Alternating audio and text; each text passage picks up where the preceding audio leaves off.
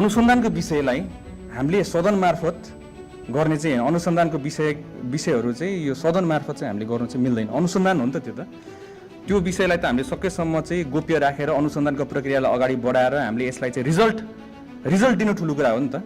यसको बारेमा अनुसन्धानको फाइलहरू तपाईँको यहाँ सदनमा बसेर त्यो जो क्रिमिनल्सहरू हुनुहुन्छ जसले चाहिँ उन्मुक्ति पाइराख्नु भएको छ उहाँहरूलाई चाहिँ सचेत गराएको मात्र जस्तो हुन्छ कि यो भयो भने। त्यही भएको हिसाबले अनुसन्धानको विषयलाई चाहिँ हामीले यसलाई गोप्य राखेर अनुसन्धान गरेर अन्तिममा रिजल्ट ल्याउँदाखेरि चाहिँ गृहमन्त्रीज्यूले एकदम राम्रो काम गर्नुभयो भनेर भन्नुहुन्छ होला त्यसपछि चाहिँ। त्यही भएर यो अलिकति गोप्य नै राखेर हामीले गरिरहेको छौँ। यो एकदम सेन्सिटिभ विषय पनि छ नि त। यसमा चाहिँ जवाफ दिनु नखोजेको चाहिँ होइन, तर अनुसन्धानको विषय चाहिँ यहाँ सदनमा बसेर चाहिँ हामीले बोल्नु हुँदैन जुन चाहिँ कुरामा रिजल्टै आएको छैन, अनुसन्धानको प्रक्रियामा छ। त्यही भएर यसको लागि अलिकति रुखो बोली भयो होला मेरो तर्फबाट, त्यसको लागि क्षमा पनि माग्न चाहन्छु।